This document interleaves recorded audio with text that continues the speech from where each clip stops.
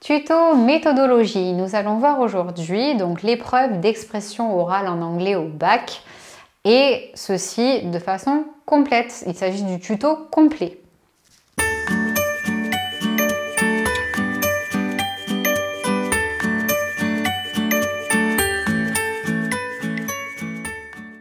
Alors, l'épreuve d'expression orale en anglais, quelles sont les modalités? Qu'est-ce qu'il vous attend lors de cette épreuve? Donc, il faut savoir que c'est la deuxième épreuve du bac en anglais et qu'elle se déroule au cours du troisième trimestre dans votre établissement. Comment ça se passe? Donc, après avoir tiré au sort une des 4 notions que vous avez étudiées pendant l'année, donc soit lieu et forme du pouvoir, soit mythe et héros, soit espace et échange, soit l'idée de progrès, vous avez 10 minutes pour préparer votre oral d'anglais et rédiger votre brouillon au fond de la salle. Ensuite, l'épreuve d'oral à proprement parler se déroule en 2 temps. Les 5 premières minutes donc, sont dédiées à l'expression orale en continu. Vous allez devoir faire un monologue en anglais. Et ensuite, les 5 minutes suivantes donc, seront consacrées à l'expression orale en interaction. Vous allez devoir faire un dialogue avec votre interlocuteur. Il est très important de s'entraîner chez vous à la maison sur ce timing, de bien respecter ces 10 minutes pour rédiger votre brouillon et ces 5 minutes d'interaction orale en continu et en interaction. Donc pour cela, entraînez-vous à la maison. Ensuite, donc le contenu général de votre présentation, qu'est-ce que doit contenir votre oral d'anglais? Donc à partir des documents que vous avez étudiés en classe tout au long de l'année en anglais, mais aussi de vos connaissances personnelles, votre présentation d'oral en anglais doit contenir une introduction, un développement et une conclusion. Petit conseil concernant donc cet oral, évitez le par cœur, évitez de réciter une leçon face à votre examinateur, il n'y a rien de plus ennuyant. Montrez également vos connaissances culturelles, pas que ce que vous avez appris en cours, mais aussi votre connaissance personnelle de façon argumentée et réfléchie. Donc pensez toujours à exemplifier et donner des exemples. Votre brouillon doit juste contenir votre plan et les informations clés. Surtout, ne pas rédiger votre brouillon. Ça doit être quelque chose, un appui pour vous, mais pas de la lecture. Pensez, vous êtes évalué en expression orale et non en lecture. Et pensez également à faire des pauses tout au long de entre les parties, mais je vais y revenir. Ensuite, maintenant, troisième partie, donc exposé, argumenté en anglais et en détail. Que doit contenir votre introduction? Donc tout d'abord, vous devez donner la définition de la notion que vous avez tirée au sort. Ensuite, vous devez présenter le thème. Et s'ensuit donc la problématique, quelles questions vous vous posez par rapport à cela. Et enfin, vous devez annoncer votre plan de façon claire. Ensuite, le développement, donc comme je vous l'ai dit, en 2 ou 3 parties. Donc la première partie, c'est la première idée que vous allez développer. Cette idée doit être argumentée et exemplifiée, donc soit à travers les documents que vous avez étudiés tout au long de l'année, soit grâce à votre culture personnelle. Pareil pour la deuxième partie, deuxième idée que vous allez développer, exemplifier, argumenter, et troisième partie, si nécessaire, si vous en avez envie.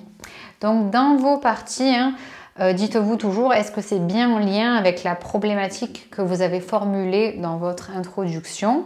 Ça doit répondre à cette problématique. Et enfin, donc la conclusion, vous devez utiliser donc les fameux link words, un mot de liaison. Je reviendrai là-dessus dans un tuto plus tard. Donc pour conclure, vous devez répondre à votre problématique, to conclude, etc. Et pourquoi pas élargir en donnant votre avis personnel sur le sujet, mais pensez toujours, lorsque vous donnez votre avis personnel, à dire pourquoi, à donner des arguments pour cela. Donc même si votre examinateur n'est pas forcément d'accord avec ce que vous dites, à partir du moment où vous savez exemplifier, il n'y a pas de problème.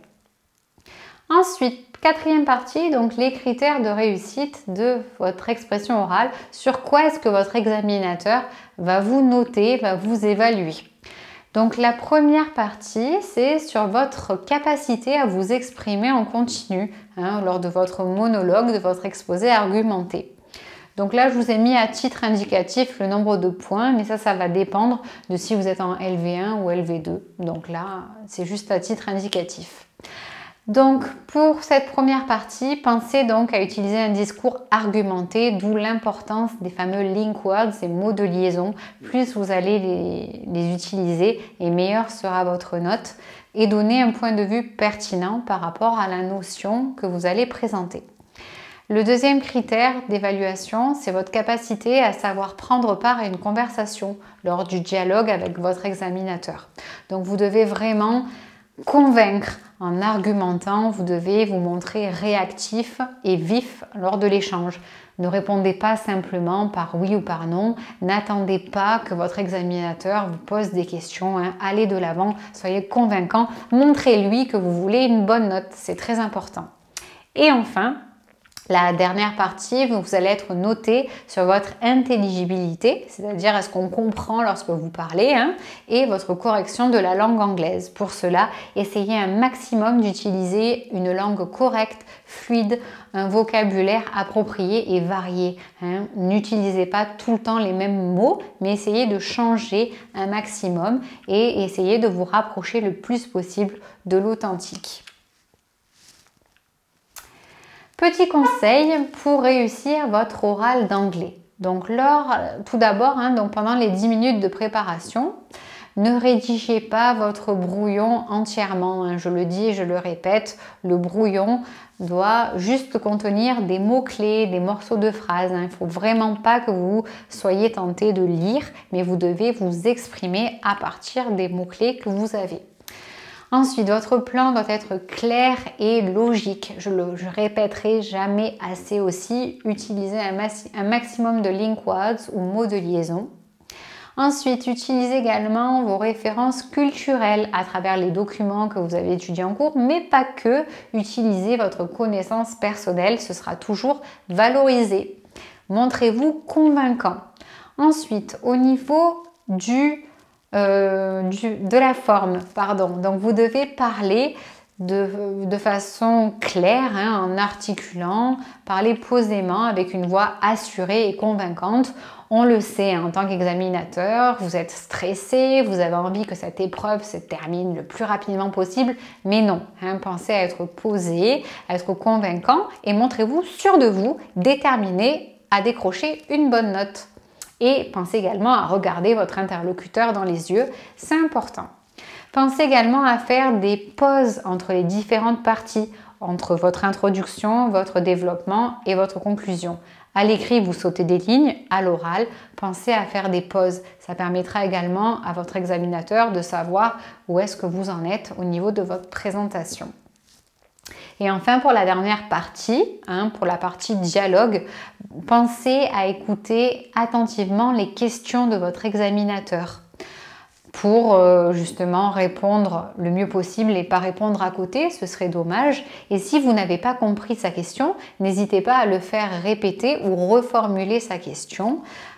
Si vous n'avez pas compris, ça peut arriver, on ne vous en voudra pas. Voilà, c'était mon tuto de conseils pour réussir votre expression orale au bac. Je vous souhaite bonne chance. Good luck!